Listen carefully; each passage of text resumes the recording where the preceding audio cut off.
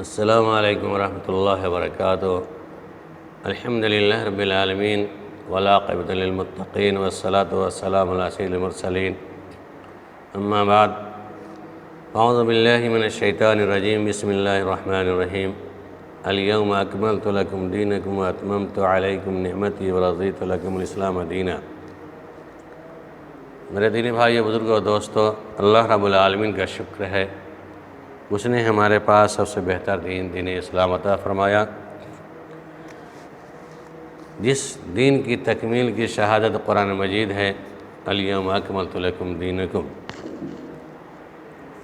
لیکن جہاں پر ہمارا دین اسلام امن و شانتی کا پیغامبر ہے، سارے ادیان سے بہتر ہے، اسلام تمام امت مسلمہ کو اتحاد کا درس دیتا ہے، اخوت و بھائی چارگی کا درس دیتا ہے، معاشرے کے اندر خانہ جنگی کو ختم کرنے کا درس دیتا ہے۔ لیکن آج سماج کے اندر اس اختلاف و انتشار نے اتنا تہلکہ مچایا، طعن و تشنیع کے بم اور کفر شرک کی میزائلوں کے ذریعے ہزاروں موحدین و متبعین رسول کے دلوں کو چھلنی کر دیا۔ امت پریشان ہے، کدھر جائیں؟ نیز غیر مسلم بھی ایمان قبول کرنے سے پریشان ہیں کہ کون سا اسلام قبول کیا جائے، دیوبندی مذہب، بریلوی مذہب، یا وہابی مذہب، یا شیعہ مذہب۔ ہر مکتب فکری کے لوگ اپنے آپ کو صحیح قرار دیتے ہیں اور اپنے کے علاوہ کو جہنمی قرار دیتے ہیں۔ آخر صحیح کون ہے، غلط کون ہے؟ بے شک اس روئے زمین پہ سب سے بہتر جماعت کوئی جماعت ہے جو اللہ اس کے رسول کے احکام پر پورے طور پر عمل پیرا ہے، وہ صرف فرقہ ناجیہ اہل حدیث جماعت ہے، الحمدللہ، جس کے بارے میں رسول اللہ صلی اللہ علیہ وسلم نے فرمایا تھا، بنی اسرائیل کے اندر 72 فرقے ہوئے اور میری امت کے اندر 73 فرقے ہوں گے، تو سب کے سب جہنمی ہوں گے، ایک فرقہ ہوگا وہ جنتی ہوگا۔ صحابہ نے کیا یا رسول اللہ، میں نہیں ہوں یا رسول اللہ، وہ کون سی جماعت ہوگی؟ آپ صلی اللہ علیہ وسلم نے فرمایا، ما انا علیہ و اصحابی، میں ہوں میرے صحابہ۔ وہ فرقہ ناجیہ جس کے مصداق الحدیث ہے، جس پر میں ہوں اور میرے صحابہ، یعنی سنت کی دلدار لوگ۔ لیکن اس کے برعکس جو جماعت بظاہر اچھی معلوم ہوتی ہے، وہ ہے دیوبندی جماعت، لیکن اس کے عقائد بھی ویسے ہی ہیں جو صوفیوں کے عقائد ہیں، بریلیوں کے عقائد ہیں۔ گویا کہ دونوں کے عقائد ایک ہی ہیں، دونوں بھائی بھائی ہیں۔ اس موضوع کو پیش کرنے کے لیے، اور آج کا ٹاپک وہ یہی ہے کہ دیوبندی اور بریلوی دونوں بھائی بھائی ہیں، دونوں کے عقیدے میں کوئی فرق نہیں ہے، پھر بھی دونوں ایک دوسرے پر طعن و تشنیع کفر کے فتوے صادر کرتے ہیں۔ الحدیث کے علاوہ بریلوی مسلک کے لوگ حنفی لوگوں کو جہنمی قرار دیتے ہیں، اور حنفی لوگ بریلیوں کو کافر قرار دیتے ہیں۔ آئیے ذرا موازنہ کرتے ہیں دونوں جماعت میں کیا فرق ہے، دیوبندی اور بریلوی میں کیا فرق ہے۔ عقائد کے اعتبار سے جہاں ہم دیکھتے ہیں کوئی فرق نہیں ہے، مسائل کے اعتبار سے بھی کوئی فرق نہیں ہے، بعض معاملات میں ہے، انشاءاللہ وہ موضوع الگ ہے، صرف نام کا فرق ہے، کیونکہ دونوں جماعت عقائد، اعمال، عبادات، معاملات، اتباع ائمہ کے اندر برابر ہیں، دونوں کا مسلک ایک ہے، دونوں امام حنیفہ رحمۃ اللہ علیہ کے مقلد ہیں، دونوں حنفی ہیں، دونوں کے عقائد حنود کے عقیدے سے ملتے ہیں۔ مثال کے طور پر وحدت الوجود کا عقیدہ، بریلیوں کا عقیدہ یہ ہے کہ وحدت الوجود جو صوفیوں کا عقیدہ ہے، جس طرح ہندوؤں کا عقیدہ ہے کہ ہر کنکر میں شنکر ہے، اس طرح صوفیوں کا عقیدہ ہے کہ ہر دم میں خدا ہے، یعنی ہر جگہ ہر چیز میں خدائی ذات پوشیدہ ہے، نعوذ باللہ۔ جیسے کہ بریلوی لکھتا ہے کہ اٹھا دو پردہ دکھا دو جلوہ، اٹھا دو پردہ دکھا دو جلوہ، کہ نور باری ہر جان میں ہے، ہدایش بخشش، جلد نمبر 1، صفحہ نمبر 80۔ نیز وحدت الوجود کے قائل پروفیسر یوسف سلیم چشتی اپنی کتاب تاریخ تصوف میں لکھتا ہے، چونکہ ہر شے میں اسی کا جلوہ ہے، ساری کائنات اسی کی جلوہ گاہ ہے، ہر شے سے وہی ظاہر ہو رہا ہے، اس لیے ہر انسان مظہر ذات الہی ہے اور اس کے صفات انسان میں جلوہ گر ہیں، اور ہندو میں اس کا جلوہ ہے تو مسلمان میں بھی اس کا جلوہ اللہ ہے، نعوذ باللہ۔ اے طالب حق، اس بات پہ یقین رکھ اور اپنے آپ کو انتشار سے محفوظ رکھ۔ کعبہ، مندر، مسجد، ہر معبد میں وہی ایک نور جلوہ گر ہے، یعنی لوگوں نے مکان الگ بنا لیے، مگر مدعو، معبود، مسجود یا مطلوب یا مقصود یا محبوب تو سب کا ایک ہی ہے۔ مزید بریلوی لکھتا ہے کہ آپ کے پردے میں خود اللہ عز و جل ہے۔ جب عرش پر میزان قائم ہوگا اس وقت عرش سے اللہ عز و جل جلوہ افروز ہوں گے، مگر حقیقت میں محمد صلی اللہ علیہ وسلم ہوں گے۔ وہی جو مستوی عرش تھا خدا ہو کر، وہی جو مستوی عرش تھا خدا ہو کر، ادھر پڑا ہے مدینے میں مصطفیٰ ہو کر، نعوذ باللہ من ذالک۔ اور ایک شعر، احد سے احمد میں فرق نہ کر، کہ وہ واحد ذات و صفات میں ہے، نعوذ باللہ۔ جس طرح یہود و نصارہ نے عیسیٰ علیہ السلام کو اللہ کا بیٹا قرار دیا، اللہ کا جز قرار دیا، اس طرح بریلیوں نے محمد صلی اللہ علیہ وسلم کے اللہ کا جز قرار دیا ہے۔ احد سے احمد میں فرق نہ کر، کہ واحد ذات صفات میں ہے۔ اسی طریقے سے صوفیوں کا عقیدہ اللہ کی ذات صفات کے اندر ہے، ورنہ ہر جگہ اللہ ہے، ہر جان میں اللہ ہے۔ ولی کامل صفحہ نمبر 289۔ عقیدہ جہمیہ کے توسط سے ان ظالموں نے وحدت الوجود کا ایسا فلسفیانہ نظریہ تراش کر کے نہ صرف تمام انسانوں کو بلکہ کتے، بلی، خنزیر، چرند، پرند سب کو رب بنا ڈالا، نعوذ باللہ۔ کہا العالم هو اللہ، کائنات ہی اللہ ہے، رب ہی عبد ہے، عبد ہی رب ہے، خالق و مخلوق کا کوئی فرق نہیں ہے۔ عباد الاصنام لم يعبد الا اللہ وان اللہ نفسہ العابد المعبود والموجود کلہ، یعنی بتوں کو پوجنے والا در حقیقت اللہ ہی کی عبادت کرتا ہے۔ دراصل اللہ ہی خود پوجا کرنے والا ہے، وہی معبود بھی ہے، بلکہ پورے وجود کا نام اللہ ہے۔ یہ تو اللہ کی تعلق سے وحدت الوجود کے فلسفہ۔ اب ذرا لگے ہاتھوں رسول اکرم صلی اللہ علیہ وسلم کے بارے میں ان کے خیالات کا اندازہ لگائیے کہ رسول اللہ صلی اللہ علیہ وسلم کے بارے میں بعض صوفیہ گمان رکھتے ہیں کہ بلا شبہ رسول اللہ صلی اللہ علیہ وسلم کے مرتبہ وہ حال تک نہیں پہنچ سکتے تھے، کیونکہ وہ اہل تصوف کے مخصوص علم سے ناواقف تھے۔ چنانچہ بایزید بسطامی کا کہنا تھا کہ ہم معرفت کے سمندر میں گھس گئے، ہم معرفت کے سمندر میں گھس گئے مگر انبیاء ساحل پہ ہی کھڑے رہ گئے، نعوذ باللہ۔ فضائل صوفیہ شیخ عبدالرحمن عبدالخالق صفحہ نمبر 44-45۔ دراصل وحدت الوجود کا فلسفہ اہل تصوف نے ہندو مت سے لیا۔ اس بات کا ثبوت ہے کہ جب ہم ہندو مت کی کتاب اہم ترین ماخذ اپنشد کا مطالعہ کرتے ہیں تو ہمیں ان میں وحدت الوجود کا نظریہ پورے آب و تاب کے ساتھ جلوہ گر نظر آتا ہے۔ پروفیسر خلیق احمد نظامی اپنی کتاب تاریخ مشاہد چشت میں لکھا ہے، ایک مرتبہ نظام الدین اولیاء امیر خسرو دونوں اپنی خانقاہ کے بالغ خانے پر تشریف فرما تھے۔ انہوں نے دیکھا کہ وہاں سے کچھ فاصلے پہ ایک مکان ہے، کچھ ہندو اپنے بتوں کی پوجا کر رہے ہیں۔ یہ دیکھ کر نظام الدین اولیاء پکار اٹھے کہ ہر قوم راست راہ دینی و قبلہ گاہے۔ اس سے ظاہر ہوا کہ وحدت الوجود وحدت ادیان یکساں ہیں۔ یہ دوسری جگہ کھلے لفظوں میں کہا یہ سب ادیان ملل ہے، یہ سب ادیان ملل ہیں شاخ ہائے کے درخت، یہ سب ادیان ملل ہیں شاخ ہائے کے درخت، ایک جڑ سے ہیں یہ نکلی ڈالیاں سب پھوٹ پھوٹ۔ جو رب الحرم ہے صنم بھی وہی ہے، جو رب الحرم ہے صنم بھی وہی ہے، حرم و دیر میں یکساں دیکھتا ہوں، اسے برہمن اور اسے شیخ مانتے ہیں، یہ آپس کا جھگڑا یہاں دیکھتا ہوں۔ حالانکہ قرآن کے اندر دو ٹوک فیصلہ ہے، ان الدین عند اللہ الاسلام۔ دوسری جگہ وَمَن يَبْتَغِ غَيْرَ الْإِسْلَامِ دِينًا فَلَن يُقْبَلَ مِنْهُ وَهُوَ فِي الْآخِرَةِ مِنَ الْخَاسِرِينَ۔ ارباب تصوف کی ہمت افزائی اور وحدت ادیان کا کھلا سبق دینے کا نتیجہ یہ نکلا۔ ہمارے شعراء کرام بھی تمام مذاہب کو برحق کہتے ہوئے وحدت ادیان کا درس دیا ہے، ذرا اس اشعار پر غور کریں اور ان عقیدے کو اپنے اندر ٹٹولیں کہ واقعی ایسا ہے یا نہیں ہے۔ اللہ کی پناہ، تم رام کہو و رحیم کہیں، تم رام کہو و رحیم کہیں، مطلب تو اسی کی چاہ سے ہے۔ تم دین کہو و دھرم کہیں، منشا تو اسی کی راہ سے ہے۔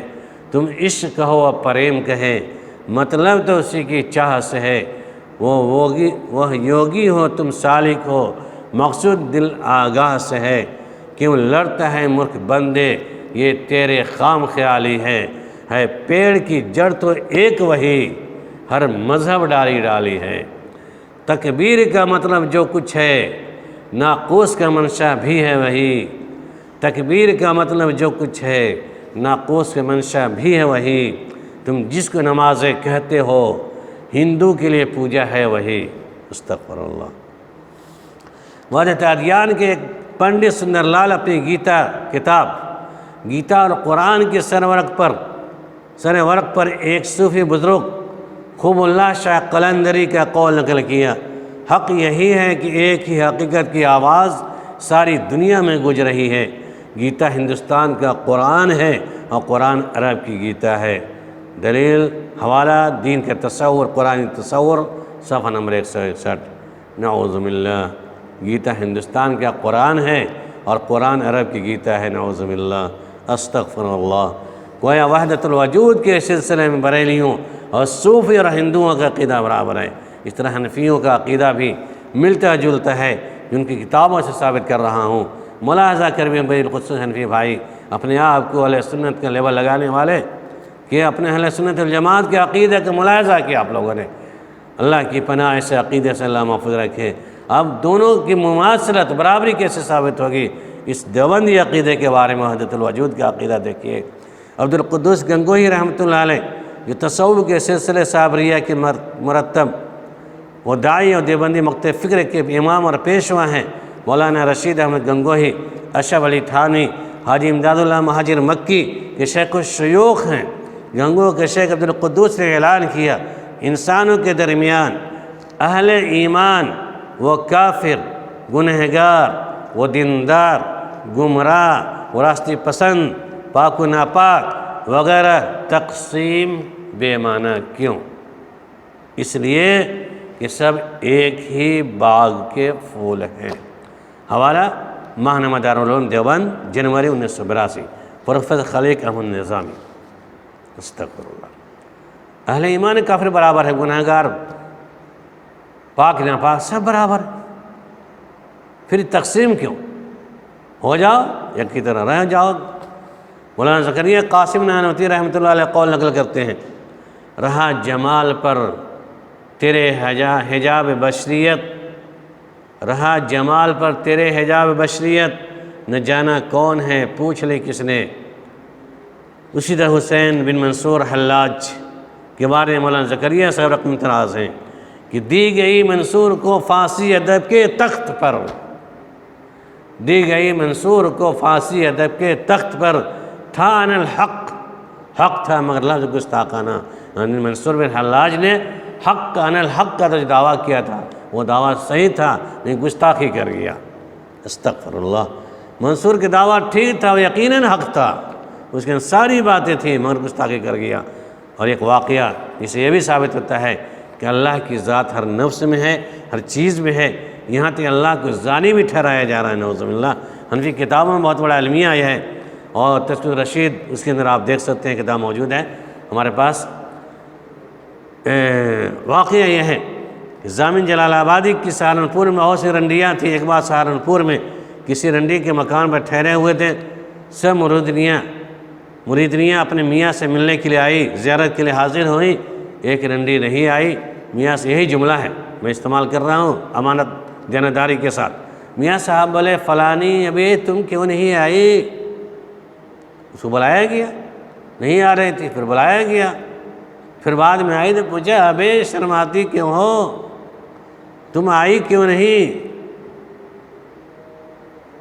تو مریدنیاں سے حاضر تھی، میاں صاحب بولے فلانی کیوں نہیں آئی؟ انہوں نے جواب دیا، ہم لوگوں نے بقیہ رنڈیوں نے جواب دیا کہ ہم لوگوں نے کہا چلو، لیکن وہ نہیں آئی۔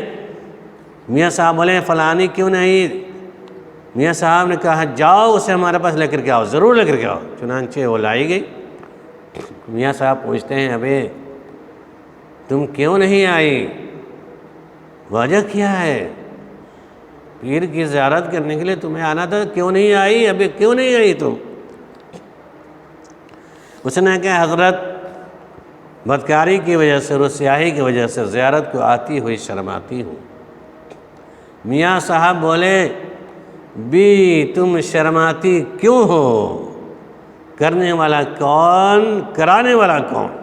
نعوذ باللہ، وہ تو وہی ہے، نعوذ باللہ من ذالک۔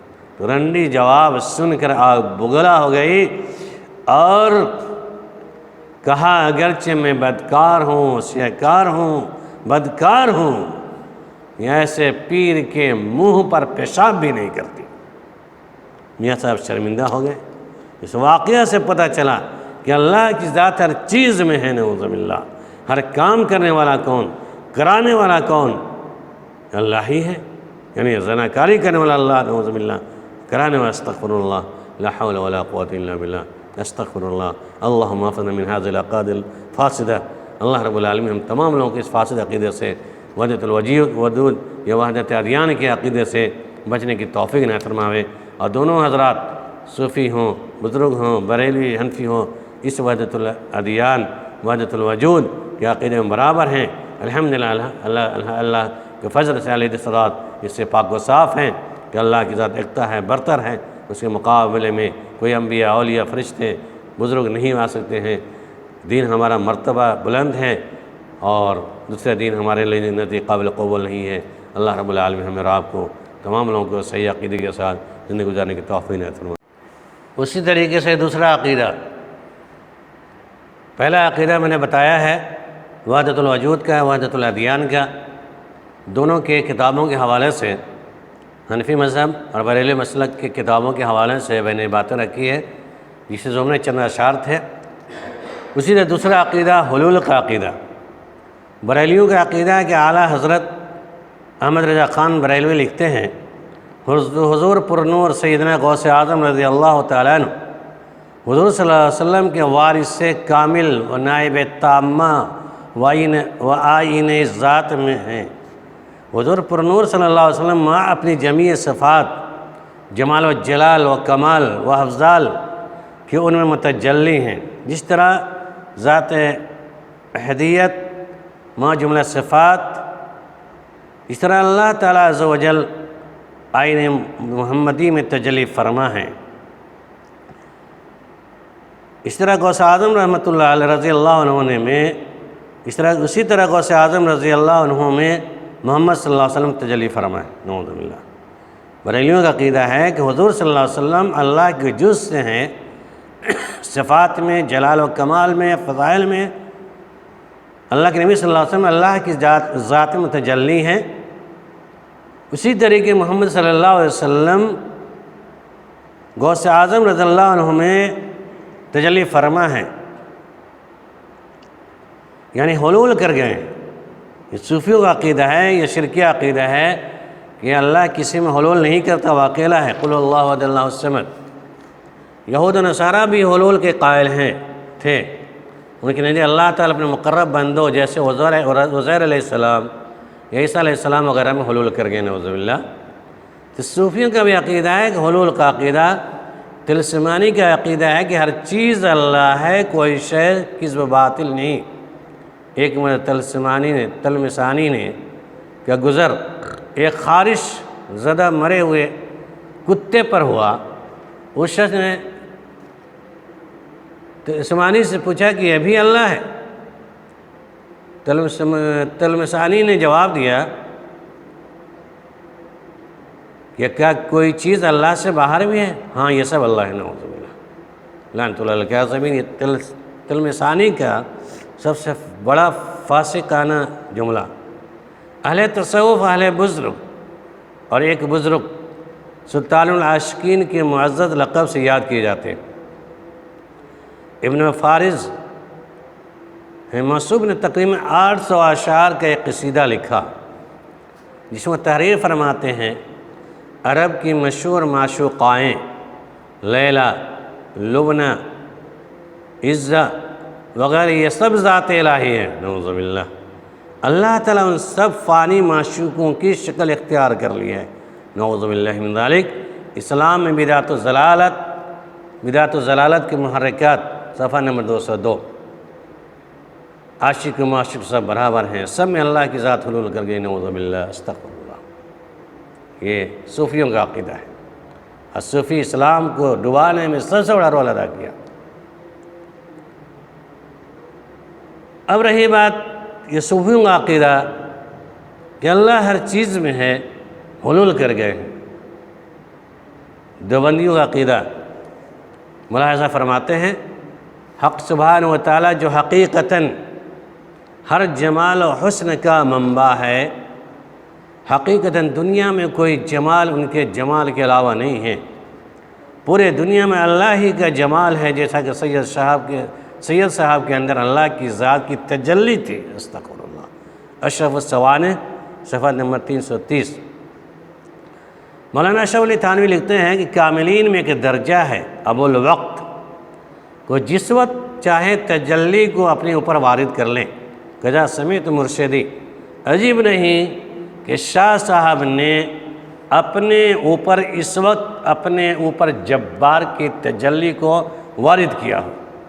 کہتے ہیں اولیاء صفحہ نمبر 68۔ شاہ صاحب جس وقت چاہیں جبار کی تجلی بن کر اللہ بن جائیں، جس وقت چاہیں رسول بن جائیں، جس وقت چاہے وہ بکر بن جائیں، جس وقت چاہے عمر بن جائیں۔ گویا کہ حلول کا مسئلہ ثابت ہوا، یہ دونوں برابر ہیں اور فرق نہیں رہا دونوں کے اندر۔ نمبر 2، انسان اللہ کا بندہ ہے، وہ کبھی رسول کا بندہ نہیں ہو سکتا۔ انسان رحمان کا رحمان کا بندہ ہے، عبداللہ اللہ کا بندہ ہے، وہ کبھی رسول کا بندہ نہیں ہو سکتا۔ لیکن نام عبد المصطفیٰ، من ہوا احمد رضا وہ ہوا عبد المصطفیٰ۔ کہ احمد رضا کون ہے؟ کہا کہ مصطفیٰ کا لڑکا ہے، یہ محمد کا بندہ بن گیا، اللہ کا بندہ نہیں۔ یہی شرک ہے، کوئی عبد النبی نہیں ہو سکتا، کوئی عبد الرسول نہیں ہو سکتا ہے، سب عبداللہ عبد الرحمن ہیں۔ اس لیے کوئی کہے عبد المصطفیٰ نام رکھ لے، کوئی عبد الرسول نام رکھ لے تو یہ شرک ہوگا۔ اب حنفیوں کا عقیدہ دیکھتے ہیں۔ امداد اللہ مہاجر مکی کہتے ہیں رسول و واصل بحق ہیں، وہ اللہ کے اندر داخل ہو چکے ہیں، نعوذ باللہ من ذالک۔ اس لیے عباد اللہ کو عباد الرسول کہہ سکتے ہیں، استغفر اللہ۔ پھر یہ لڑائیاں کیوں ہیں؟ یہ مدرسے الگ کیوں ہیں؟ جب اللہ کے اندر رسول حلول کر چکے ہیں، جب عباد اللہ ہی عباد الرسول ہے، عباد الرسول ہی عباد اللہ ہے، تو یہ لڑائیاں کیوں؟ یہ مدرسے کیوں؟ فتح بازیاں کیوں؟ شرک، یہ طریقے الگ الگ کیوں؟ ایک ہو جاؤ، شرک بدعت کی تبلیغ کھل کر کرو، کیونکہ جب عقیدے میں ایک ہے تو مسئلے میں بھی ایک، حالانکہ سب اللہ کے بندے ہیں۔ قل عبادی اللہ، اس طرح احمد رضا خان کے نام کے ساتھ عبد المصطفیٰ لگا ہوا ہے، یعنی مصطفیٰ کا بندہ۔ اسے دیوبند کے بڑے ولی شاہ عبد الرسول، رسول کا بندہ لگا ہوا ہے۔ جیسے کوئی عبد الرسول بنا وہ دین سے نکل گیا۔ یہ ہے حلول کا عقیدہ۔ عبداللہ عبد الرسول میں کوئی فرق نہیں، نعوذ باللہ، یہ شرک ہے۔ اسی طریقے سے تیسرا عقیدہ بریلیوں کا یہ ہے تصرف کا عقیدہ۔ اعلیٰ حضرت لکھتے ہیں انبیاء، اولیاء، علماء، صالحین، بزرگان دین وصال کے بعد بھی استعانت کے لائق ہیں، مدد کے لائق ہیں۔ تصرف مرنے کے بعد بھی کر سکتے ہیں، بلکہ پہلے سے زیادہ تصرف کرتے ہیں۔ دنیا میں کوئی کسی کو مدد کرتے ہیں، اس سے زیادہ مرنے کے بعد بھی تصرف کرتے ہیں۔ بتاؤ کہ جو مردہ اپنی زندگی کے طہارت صحیح سے نہیں کر سکتا، ناپاک و گندا بنا بیٹھا رہا، مکھیاں تک نہیں بھگا سکتے مرنے کے بعد، یہ زندگی کا حال یہ ہے۔ ننگے دھڑنگے بیٹھنے والے مستان جو دوسروں کے محتاج ہوا کرتے ہیں، جو اپنی زندگی کے اندر صحیح سے طہارت نہیں کرتا، بڑے بڑے زر ناف کے بال نظر آتے ہیں، ننگا دھڑنگا نظر آتا ہے، میں نے دیکھا ہے ننگا بابا کے سیوان کے اندر، استغفر اللہ، بڑے بڑے زر ناف کے بال تھے، پخانہ پیشاب کھڑے کھڑے کر رہا تھا، مرنے کے بعد اس کا مزار بن گیا، آج کل سجدے بھی ہو رہے ہیں، مرادیں مانگی جا رہی ہیں، لوگ طواف اس سے کر رہے ہیں، نعوذ باللہ، استغفر اللہ۔ اب ایسے لوگوں کا عقیدہ ہے کہ ایسے انبیاء کرام، اولیاء کرام، بزرگان دین سارے وسائل کے بعد بھی استعانت کرنے کے قابل ہیں، تصرف مرنے کے بعد بھی کر سکتے ہیں، مرنے کے بعد بھی داتا ہے، گنج العرش ہے، بیٹا بھی دیتا ہے، بیٹی بھی دیتا ہے، اس کے پاس خزانے ہیں، فریاد رس ہیں، ذرا بتاؤ اور یہ بات صحیح ہے تو پھر بغداد کے اندر شیخ عبد القادر جیلانی رحمۃ اللہ علیہ کے مزار پر بمبارڈ کیوں ہوا امریکی فوج کے ذریعے سے؟ وہاں تصرف کا حق کہاں گیا؟ کیوں نہیں اپنے مزار کو محافظت کر لیے؟ یہ بکواس ہے یہ سب۔ اور جب حضرت علی رضی اللہ تعالیٰ معاویہ کے درمیان جنگیں ہوئی تو رسول اللہ صلی اللہ علیہ وسلم مدد کیوں نہیں کی؟ جب عثمان غنی کو شہید کیا گیا تو رسول نے مدد کیوں نہیں کی؟ بتاؤ دین پر ڈاکہ ڈالنے والوں، کیا یہ اسلام ہے؟ ہرگز نہیں۔ کوئی مرنے کے بعد تصرف نہیں کر سکتا ہے، انبیاء ہو، اولیاء ہو، بزرگ ہو، صالحین ہو، سب اپنے اپنے انجام کے اعتبار سے ہیں۔ یہ بریلیوں کا عقیدہ ہے کہ مرنے کے بعد تصرف استعانت جائز ہے۔ اب آئیے دیوبندی عقیدہ ملاحظہ کرتے ہیں کہ مناظر احسن گیلانی رحمۃ اللہ علیہ جو حلقہ دیوبند کے مقتدر علماء میں گنے جاتے ہیں، وہ اپنی کتاب سوانح قاسمی میں رقم تراز ہیں، وفات یافتہ بزرگوں کی روحوں سے امداد کے مسئلے میں علماء دیوبند کا خیال بھی وہی ہے جو عام اہل سنت کا ہے۔ تو یہ واقعہ ہے، بھلے کوئی انکار کرنے کی چیز نہیں ہو سکتی ہے، ہم بزرگوں کی ارواح سے مدد لینے کے منکر نہیں ہیں، ہم بزرگوں کی ارواح سے مدد لینے کے منکر نہیں ہیں۔ کون لکھ رہے ہیں؟ مناظر احسن گیلانی، دیوبند کے بڑے عالم۔ ہم بزرگوں کی ارواح سے، ہمارے بزرگ مر گئے، شیخ مر گئے، علماء فضلہ مر گئے، بزرگان دین مر گئے، ان سے ہم ان کی روحوں سے استمداد استعانت کے انکار نہیں کر سکتے ہیں۔ سوانح قاسمی مناظر احسن گیلانی صفحہ نمبر 232۔ ذرا غور فرمائیے کہ تصوف کے نشے میں سرشار ہو کر یہ محترم بزرگ کیا ارشاد فرماتے ہیں؟ اولیاء کی دستگیری اور برے وقت میں امداد کو پہنچنے کا واقعہ بھی بتا رہے ہیں۔ حاجی امداد اللہ مہاجر مکی کے خاص مرید مولانا محمد اسماعیل اپنی کتاب کرامات امدادیہ میں حاجی صاحب کے مرید کا واقعہ بیان کرتے ہیں، جو کسی بحری جہاز پر سفر کر رہے تھے۔ کرامات امدادیہ میں یہ واقعہ منقول ہے، جو کسی بحری جہاز پر سفر کر رہے تھے، ایک تلاطم خیز سمندر طوفان کے نتیجے میں ان کا جہاز بری طرح ڈوبنے لگا۔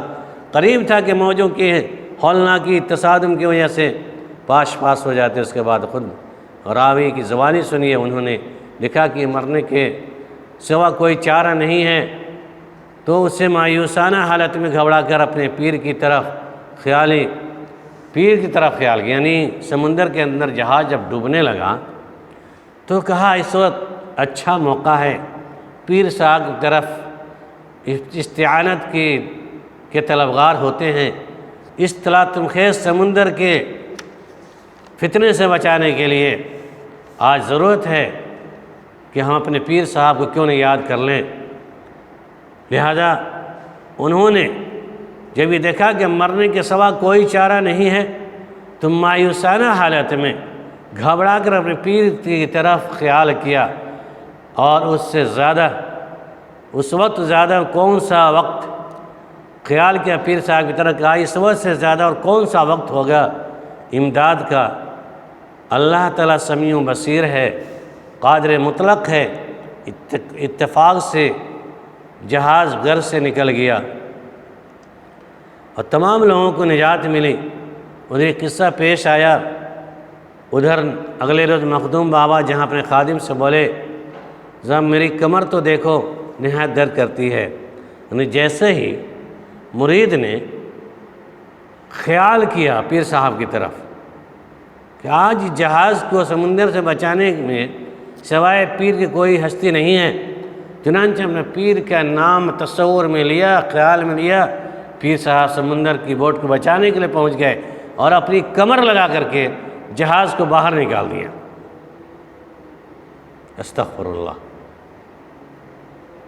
تمام لوگوں کو نجات مل گئی۔ اور یہ قصہ جب پیش آیا تو مخدوم بابا جہاں اپنے خادم سے بولے ذرا میری کمر تو دیکھو، نہایت درد کر رہی ہے۔ خادم نے پوچھا دباتے ہو حضرت؟ یہ کیا ہے؟ یہ کمر چھلی ہوئی کیسی ہے؟ اکثر جگہ سے کھال اتر چکی ہے۔ پوچھا حضرت یہ ماجرا کیا ہے؟ 2 مرتبہ سوال کیا، 3 مرتبہ سوال کیا، پہلی مرتبہ سوال کیا، دوسری مرتبہ دریافت کیا، تیسری مرتبہ دریافت کیا تو حضرت یہ رگڑ کیسی ہے؟ تو آپ تو کہیں تشریف بھی نہیں لے گئے۔ تو فرمایا آگ بوٹ جہاز ڈوبا جا رہا تھا، اس میں تمہارا ایک دینی بھائی بھی سوار تھا، گریہ زاری نے مجھے بے چین کر دیا۔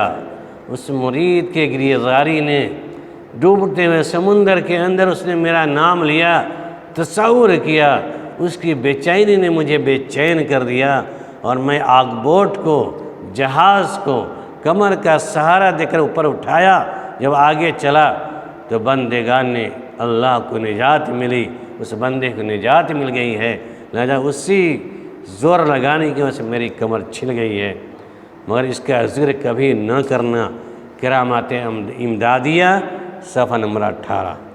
یہ حنفیوں کے بزرگ مخدوم بابا کے واقعات جو خواب تصور خیال میں لانے کی وجہ سے پیر صاحب جا کر کے کمر لگا کر کے جہاز کو پار کر دیتے ہیں، مرید بن جاتے ہیں، نعوذ باللہ استغفر اللہ۔ دوسرا واقعہ بھی دیکھ لیتے ہیں۔ ہم لوگ بزرگوں کی ارواح سے مدد لینے کی منکر نہیں ہیں، یہ حنفی مسئلہ کا عقیدہ۔ بریلوی حضرات بھی تصرف کی منکر نہیں، پھر دونوں برابر ہوئے۔ جس طرح بریلیوں کے بزرگان دین قبروں کے اندر سے تصرف کرتے ہیں، ویسے دیوبندیوں کے بزرگ بھی قبر کے اندر سے نکل کر آ کر جھگڑا بھی چکا دیتے ہیں۔ جیسے کہ حکایت اولیاء کے اندر واقعہ لکھا اشرف علی تھانوی نے، دیوبندیوں کے اندر مولوی احمد حسن صاحب امروہی اور مولوی فخر الحسن صاحب میں جھگڑا ہو گیا۔ مولانا محمد الحسن صاحب نہیں تھے، مولانا محمد الحسن صاحب جھگڑے میں نہیں تھے، لیکن ایک طرف دل ہی دل میں مائل تھے۔ جھگڑا ہو رہا ہے فخر الحسن صاحب میں، محمد حسن صاحب میں، محمد الحسن صاحب کو پتہ چل جا رہا ہے، موجود نہیں ہے، لیکن دل ایک طرح مائل ہو رہا ہے فیصلہ کرنے کے لیے۔ بہرحال ایک دن فجر کی نماز کے بعد مولانا رفیع الدین صاحب محمد الحسن صاحب کو بلایا، اب بند حجرے کے کیواڑ کو کھول کر اندر داخل ہوئے۔ موسم سخت گرمی کی سردی کا تھا۔ مولانا رفیع الدین صاحب نے کہا پہلے میرا لبادہ دیکھو۔ مولانا نے لبادہ دیکھا تو تر بتر تھا، خوب بھیگ رہا تھا۔ فرمایا واقعہ کیا ہے؟ فرمایا واقعہ یہ ہے کہ ابھی مولانا قاسم نانوتوی رحمۃ اللہ علیہ جسد عنصری کے ساتھ، جسم حقیقی کے ساتھ میرے پاس تشریف لائے تھے، جس سے میں ایک دم پسینہ پسینہ ہو گیا، میرا لبادہ تر بتر ہو گیا۔ یہ فرمایا مولانا محمد الحسن کو کہہ دو اس معاملے میں نہ پڑے، بلکہ اسی لیے بلایا ہے۔ مولانا نے کہا اب میں توبہ کرتا ہوں، اس سے میں زیادہ کچھ نہیں بولوں گا۔ یعنی محمود الحسن اور مولانا احمد حسن فخر الحسن میں جھگڑا تھا۔ شاہ رفیع الدین صاحب نے مولانا محمد الحسن کو بلایا، کیونکہ محمد الحسن کا دل ایک شخص طرح مائل تھا، تو رفیع الدین صاحب نے مولانا محمد الحسن صاحب کو بلایا اور بند کمرے کے اندر داخل ہوئے۔ جب محمد الحسن صاحب کمرے میں داخل ہو رہے ہیں تو دیکھتے ہیں شاہ رفیع الدین صاحب کا کپڑا ایک دم تر بتر بھیگا ہوا پسینے سے۔ مولانا محمد الحسن صاحب پوچھتے ہیں کہ شیخ معاملہ کیا ہے؟ تو کہتے ہیں کہ دیکھو ابھی مولانا قاسم نانوتوی رحمۃ اللہ علیہ جسم عنصری کے ساتھ، جسد عنصری حقیقی جسم کے ساتھ ہمارے پاس آئے تھے، میں اس بات کو بتانے کے لیے کہ تم مولانا محمد الحسن کو بلا کو کہہ دو کہ جھگڑے میں نہیں پڑے، لہذا میں نے آپ کو بلایا ہے۔ ان کے آنے کی وجہ سے طرح خوف طاری ہوا، میں پسینہ پسینہ ہو گیا اور اسی وجہ سے میرا لبادہ کپڑا بھیگا ہوا ہے۔ استغفر اللہ۔ مولانا محمد الحسن صاحب کے سمجھانے کے لیے مولانا قاسم رحمۃ اللہ علیہ، نانوتوی رحمۃ اللہ علیہ رفیع الدین صاحب کے پاس آتے ہیں، جس میں عنصری کے ساتھ قبر سے نکل گئے، نعوذ باللہ، استغفر اللہ۔ یہ عقیدہ ہے حنفیوں کا۔ مولانا قاسم نانوتوی جسد عنصری کے ساتھ تشریف لاتے ہیں، یہ کہتے ہیں اولیاء صفحہ نمبر 260 جن نمبر 1، اس واقعہ سے چند باتیں معلوم ہوئی۔ مولانا نمبر 1، مولانا قاسم نانوتوی رحمۃ اللہ علیہ غیب تھے، انہیں پتہ چل گیا تھا کہ مولانا احمد حسین فخر الحسن میں جھگڑا چل رہا ہے اور مولانا محمد الحسن ایک کی طرح مائل ہو رہے ہیں، لہذا قاسم نانوتوی رحمۃ اللہ علیہ کر کے یہ غیب کا علم ہوا اور آ کے جھگڑا کے بارے میں بتا کر جا رہے ہیں۔ نمبر 2، قبروں کے اندر زندہ ہے۔ نمبر 3، قبروں سے نکل کے باہر جھگڑا ختم کرنے کے لیے چلے آتے ہیں، جس میں حقیقی کے ساتھ نمبر 4، تصرف کا اختیار کرتے ہیں۔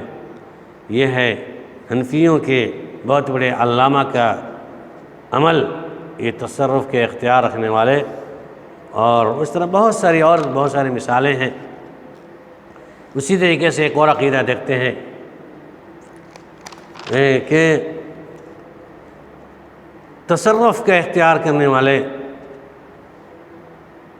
کہ یہ لوگ بھی، بریلوی حضرات بھی تصرف کا اختیار، مدد کرنے کا اختیار رکھتے ہیں، حنفی والے بھی رکھتے ہیں۔ چنانچہ ایک اور عقیدہ کہ بریلیوں کا عقیدہ، قبر کے اندر انبیاء اولیاء بزرگان دین سب کے سب زندہ ہیں۔ حضور پرنور صلی اللہ علیہ وسلم بھی قبر کے اندر زندہ ہیں، یہاں تک کہ قبر کے ازواج کے اندر ازواج مطہرات کے ساتھ مباشرت بھی کرتے ہیں۔ اللہ ملفظہ کامل صفحہ نمبر 434۔ دیوبندیوں کا عقیدہ حضور صلی اللہ علیہ وسلم زندہ ہیں، سلام کا جواب بھی دیتے ہیں۔ مولانا زکریہ رحمۃ اللہ علیہ رقم تراز ہیں فضل اعمال کے اندر، فضل حج کے اندر۔ سید احمد رفاعی مشہور بزرگ ہیں، کابر صوفیوں میں سے ہیں، جو 555 ہجری میں حج سے فارغ ہوئے اور زیارت کے لیے حاضر ہوئے، قبر اطہر کے پاس کھڑے ہو کر 2 شعر پڑھے۔ وفی حالۃ البعد کنت ارسلها تقبل الارض عنی وہی نائبتی وهذه دولة الاشباع قد حضرت فامدد یمینک تحظ به شفتی۔ دوری کی حالت میں اپنی روح مبارک کو خدمت اقدس میں بھیجا کرتا تھا، وہ میری نائب بن کر آستان مبارک چومتی تھی۔ اب میرے جسموں کی باری ہے، اپنا ہاتھ باہر نکالیے تاکہ میرے ہونٹ اس کو چومیں۔ فضل اعمال فضل حج صفحہ نمبر 167۔ اس پر سے قبر شریف کے اندر سے آپ کا دست مبارک باہر نکلا اور انہوں نے اس کو چوما۔ کہا جاتا ہے اس وقت 90,000 کا مجمع تھا مسجد نبوی کے اندر۔ جو اس واقعہ کو دیکھا اس میں شیخ عبدالقادر جیلانی رحمۃ اللہ علیہ بھی تھے، نعوذ باللہ۔ اسی طریقے سے دوسرا واقعہ سید نور الدین شریف عفیف الدین کے والد ماجد کے متعلق لکھا، وہ روضہ مقدس پر حاضر ہوئے اور عرض کیا السلام علیکم ایھا النبی ورحمۃ اللہ وبرکاتہ۔ تو سارے مجمع نے سنا جو ہم موجود تھے، وعلیکم السلام یا ولدی کا جواب ملا۔ فضائل حج صفحہ نمبر 167۔ تیسرا واقعہ سید ابو نصر عبد الواحد بن عبد الملک بن محمد بن ابی سعد صوفی الکرخ فرماتے ہیں، میں حج سے فراغت کے بعد زیارت کے لیے حاضر ہوا، حجرہ شریف کے پاس بیٹھا تھا کہ شیخ ابو بکر دیار بکری تشریف لائے اور معاجہ شریف کے سامنے کھڑے ہو کر عرض کیا السلام علیکم یا رسول اللہ۔ میں نے حجرہ شریف کے اندر سے آواز سنی وعلیکم السلام یا ابا بکر۔ اس کے سب لوگوں نے سنا جو حاضر تھے۔ الحاوی فضائل حج صفحہ 167۔ چوتھا واقعہ یوسف بن علی کہتے ہیں کہ میں ایک ہاشمی عورت مدینہ میں رہتی تھی، بعض خدام کو ستایا کرتے تھے، وہ حضور کے اقدس کی خدمت میں حاضر ہوئی اور روضہ شریف سے آواز لگائی، کہا کہ اللہ کے رسول میں جا رہی تھی، راستے میں چند خدام مجھے چھڑخانی کر رہے تھے، چنانچہ اللہ کے نبی صلی اللہ علیہ وسلم نے آواز کو سنتے ہوئے قبر شریف کی آواز آئی اعمالک فی اسوۃ فاصبر کما صبرت، کیا تیرے لیے میری اتباع میں رغبت نہیں ہے؟ جس میں میں نے صبر کر لیا تو بھی صبر کر۔ اللہ کے نبی صلی اللہ علیہ وسلم اندر سے آواز دے رہے ہیں فاصبری کما صبرت، تم صبر کرو۔ چنانچہ اللہ کے نبی صلی اللہ علیہ وسلم قبر کے اندر سے فریاد رس عورت کی بات کو سن کے مدد کی، آپ نے بد دعا کر دیا۔ پھر یہ عورت باہر جا رہی ہے لوٹ کر، دیکھتی ہے چاروں خدام مرے پڑے ہیں۔ یہ بریلیوں کے عقیدے کی طرح حضور صلی اللہ علیہ وسلم کی مدد کرنے کا عقیدہ حنفیوں کا بھی ہے، جو آپ نے مدد طلب کرنے کے لیے اپنے ہاتھ کو باہر تر نکال دیا چومنے کے لیے، اور اس خادم کو مارنے کی بد دعا کر دی، بڑھ گیا عورت کے فریاد پر۔ یہ ہے عقیدہ باطلہ حنفیوں کا، بریلیوں کا بھی۔ اسی طریقے سے بہت سارے عقیدے ہیں، اور بھی ایک دو اور عقیدے ملاحظہ فرما لیتے ہیں تاکہ مزید استحکام پیدا ہو جائے۔ بریلیوں کا عقیدہ حضور صلی اللہ علیہ وسلم عالم الغیب تھے۔ یہ غیب کے عقیدے بڑے زور شور سے پیش کیے جاتے ہیں کہ اللہ کے نبی صلی اللہ علیہ وسلم عالم الغیب تھے، یہاں تک اولیاء کرام بھی غیب کا علم جانتے ہیں۔ اولیاء کرام مادہ کے پیٹ کا حال بھی جانتے ہیں، بریلیوں کا عقیدہ ہے۔ جیسا کہ احمد خان بریلوی فتاوی افریقیہ میں رقم تراز ہیں، ابو الحسن علی بن حسن سامری نے کہا ہمارے والد نے خبر دی کہ میں نے اپنے باپ سے سنا، فرما رہے تھے حضرت شیخ جاغیر رضی اللہ تعالیٰ عنہ کا خرچ غیب سے چلتا تھا، انہیں کشف ہوتا تھا، مسلمان کثرت سے اس کی نظر کرتا ہے۔ میں اتفاقاً حاضر تھا، اچانک کچھ گائیں اپنے گوالے کے ساتھ گزر رہی تھیں، حضرت ان میں سے ایک کی طرح اشارہ کر کے کہا، وہ گایوں کی جماعت جو جا رہی تھی نا، حضرت نے اشارہ کیا کہ اس کے پیٹ میں سرخ بچھڑا ہے جس کے ماتھے پر سفیدی ہے، اور اس کا حلیہ میں بیان فرما دیا۔ یہ بھی فرمایا کہ کس دن پیدا ہوگا، پیدا ہونے کے بعد وہ ہماری نظر ہوگا، فلاں ذبح کریں گے، فلاں فلاں کھائے گا۔ ہمارے والد نے فرمایا واقعہ ایسا ہی ہوا جس طرح انہوں نے بتایا تھا، وہ کا بڑا بچہ پیدا ہوا اور وہ نظر نیاز بھی کیا گیا، فلاں صاحب نے ذبح کیا جن کا نام بتایا تھا، فلاں صاحب کو تک کھایا بھی ہے۔ یہ بریلیوں کا عقیدہ ہے کہ بچڑے کو ماں کے پیٹ میں اس کی حیت اور شکل کو بتا دینا، پھر پیدائش کا وقت بتا دینا، اور کھانے نظر نیاز کا وقت بھی بتا دینا، چنانچہ ویسے ہی ہوا۔ یہ تعجب کی بات نہیں ہے، بریلیوں کا عقیدہ عالم الغیب کا، لیکن حنفیوں کا عقیدہ دیکھیں، عالم الغیب کا عقیدہ۔ گرچہ حنفی حضرات دعویٰ کرتے ہیں کہ نہیں، نبی صلی اللہ علیہ وسلم غیب کا دعویٰ نہیں کرتے ہیں آج کل کے حنفی، لیکن ان کے بڑے بزرگان دین مولانا اشرف علی تھانوی، حنفیوں کا عقیدہ، دیوبندیوں کا عقیدہ ملاحظہ فرمائے۔ مولانا اشرف علی تھانوی نے واقعہ نقل کیا، خان صاحب نے فرمایا شاہ ولی اللہ صاحب جب مادر بطن میں تھے، بطن مادر میں تھے، تو ان کے والد ماجد شاہ عبد الرحیم ایک دن خواجہ قطب الدین بختیار کاکی کے مزار پر حاضر ہوئے اور مراقب ہوئے۔ خواجہ صاحب نے ارشاد فرمایا تمہاری زوجہ حاملہ ہے اور اس کے پیٹ میں قطب الاقطاب ہے، اس کا نام قطب الدین رکھنا۔ اقرار و تسلیم فرما کر آ گئے اور بھول گئے۔ ایک روز شاہ صاحب کی زوجہ نماز پڑھ رہی تھی، جب انہوں نے دعا مانگی تو ان کے ہاتھوں میں، ان کے دعا مانگنے کی کیفیت میں ان کے ہاتھوں میں دو چھوٹے چھوٹے ہاتھ نمودار ہوئے۔ شاہ صاحب کی عورت کے ہاتھ میں دو چھوٹے چھوٹے ہاتھ نمودار ہو گئے، وہ ڈر گئی۔ شاہ صاحب نے کہا کیا بات ہے، کیوں ڈر گئی؟ انہوں نے کہا گھبراؤ نہیں، تمہارے پیٹ میں ولی اللہ ہیں، اسی وجہ سے انہیں ولی اللہ کا لقب مل گیا۔ حکایت اولیاء صفحہ نمبر 23۔ یہ ہے شاہ صاحب کی کرامت، مادر وطن، مادر بطن مادر ماں کے پیٹ میں تھے، ان کا ہاتھ زوجہ کے اپنے ان کی بیوی کے ہاتھ میں دعا مانگتے ہوئے نمودار ہو گیا۔ شاہ صاحب کا ہاتھ چھوٹا موٹا ان کے ہاتھ پر نظر آنے لگا، ڈر گئی۔ واقعہ بیان کے کہا کہ تمہارے پیٹ میں قطب الاقطاب ہیں، ایک ولی اللہ اب تمہارے پیٹ کے اندر ہے، وہ پیدا ہونے والے ہیں، اس لیے ان کا نام ولی اللہ پڑ گیا۔ دوسرا واقعہ حنفیوں کا وہ ملاحظہ فرما لیتے ہیں، چلیے تھوڑی اور دور نہیں، نزدیک آتے ہیں۔ مولانا قاسم حنفی فرماتے ہیں شاہ عبد الرحیم صاحب ولایتی کے ایک مرید تھے، ان کی حالت یہ تھی اگر کسی گھر میں حمل ہوتا اور وہ تعویذ لینے آتا تو آپ فرما دیا کرتے کہ تیرے گھر میں لڑکی ہوگی یا لڑکا، جو آپ بتلاتے تھے وہی ہوتا تھا۔ کہتے اولیاء صفحہ نمبر 185، ان کا نام عبداللہ خان تھا۔ کمال ہے، دونوں حضرات کے ولیوں کو پتہ چل جا رہا ہے کہ لڑکی ہوگی یا لڑکا، پیٹ کے اندر بچڑا ہے یا بچڑی، غیب کا علم ثابت ہو گیا ولیوں کے اندر، بزرگوں کے اندر، تو پھر اختلافات کیوں؟ حنفی بریلی کو کافر کیوں، بریلی حنفی کو کافر کیوں؟ تم دونوں بھائی ہو یارو، مل کر کے تحریک چلاؤ علیہ حدیث کے خلاف۔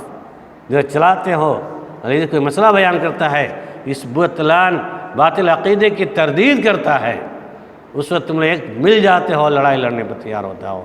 اپنے اندر موازنہ کرو، غیب کا علم اس واقعے سے ثابت کیا جا رہا ہے، دونوں کی کتابوں کے اندر موجود ہے، اس معاملے میں دونوں برابر کے برابر ہیں، جھگڑا کیوں؟ چھٹا اور آخری عقیدہ میں آپ کے سامنے رکھنا چاہتا ہوں، دیکھ لیتے ہیں کہ احمد رضا خان ہی حاجت روا ہیں۔ بریلیوں کا عقیدہ، چھٹا عقیدہ دیکھیے کہ احمد رضا خان ہی حاجت روا ہیں، ساری ضرورتوں کو پورا کرنے والے، نعوذ باللہ۔ چنانچہ ایوب رضوی لکھتا ہے، ہم پہ ہے حاجت روا احمد رضا، ہے میرا مشکل کشا احمد رضا، کون دیتا ہے مجھ کو کس نے دیا، جو کچھ دیا تو نے دیا احمد رضا، نعوذ باللہ، استغفر اللہ، استغفر اللہ، دونوں عالم میں ہے تیرا آسرا۔ حامد فرما شاہ احمد رضا، حشر میں ہو جب تپش، حشر میں جب ہو قیامت کی تپش، اپنے دامن میں چھپا احمد رضا، جب زبانیں سوکھ جائیں پیاس سے، جام کوثر کا پلا احمد رضا، استغفر اللہ، لا حول ولا قوت الا باللہ۔ جام کوثر اللہ کے نبی صلی اللہ علیہ وسلم کے علاوہ کسی کو نصیب نہیں ہوگا، کسی نبی کو نصیب نہیں ہوگا، کہ احمد رضا خان کو کیسے نصیب ہو سکتا ہے؟ لیکن ظالم اپنے شعر کے اندر لکھ رہا ہے کہ جب زبانیں سوکھ جائے پیاس سے، جام کوثر کا پلا احمد رضا، حشر میں جب ہو قیامت کی تپش، اپنے دامن میں چھپا احمد رضا۔ یہ شرکیہ جملہ نہیں، شرکیہ اشعار نہیں، اور کیا کہا جا سکتا ہے؟ اللہ محفوظ رکھے ایسے لوگوں کے اشعار سے، ایسے عقیدے سے۔ اب رہیے چلیے دیکھتے ہیں ہمارے حنفی بھائی، دیوبندی بھائی کے سلسلے میں کیا عقیدہ ہے، کہ ان کے بزرگان دین ساری ضرورتوں کو پورا کرتے ہیں یا نہیں کرتے ہیں؟ کہنے کو تو ہم بڑے دیندار ہیں، متقی پرہیزگار ہیں، تبلیغ کرنے والے ہیں، اللہ کی پناہ ان کتابوں کو پڑھنے کے بعد رونگٹا کھڑا ہو جاتا ہے، کیسے باطل عقیدے ان کتابوں کے اندر ہے۔ چنانچہ ملاحظہ فرمائیے امداد اللہ مہاجر مکی کی حکایت، جس سے پتہ چلتا ہے کہ آپ نے طغیانی میں پھنسے ہوئے جہاز کو نکال دیا۔ جیسے شخص نے کہا ہمارا جہاز ڈوبنے والا تھا، اسی اثنا میں ایک شخص نے مجھ سے کہا فلاں اٹھو، پریشان مت ہو، جہاز ڈوبے گا نہیں، کچھ دیر میں جہاز طغیانی سے نکل جاتا ہے، میرا نام امداد اللہ ہے۔ جب ہوش آئے تو پوچھا کوئی شخص امداد اللہ مہاجر مکی کو جانتا ہے؟ جواب ملا نہیں۔ آخر کا جہاز نکل گیا اور میں مکہ پہنچا، طواف کر رہا تھا، میں حاجی صاحب مال کی مسلح پر کھڑا دیکھا تو پہچان لیا، کیونکہ شکل وہی تھی، لباس وہی تھا جو میں نے خواب میں دیکھا تھا، صرف فرق اتنا تھا اس وقت ننگی لنگی میں تھے اس وقت، اور اس وقت پائجامہ میں تھے، فرق سمجھ میں نہیں آیا۔ تو حاجی صاحب سے پوچھا کیا وجہ ہے؟ آپ نے فرمایا جہاز کو طغیانی سے نکالنے کے لنگی ہی مناسب تھی۔ حکایت اولیاء سفر میں 93۔ یعنی حاجی امداد اللہ مہاجر مکی اپنے مرید کو بچانے کے لیے جہاز کو نکالنا شروع کر دیا تھا جا کر کے۔ اسی سے چند اشعار بھی ملاحظہ فرما رہے ہیں۔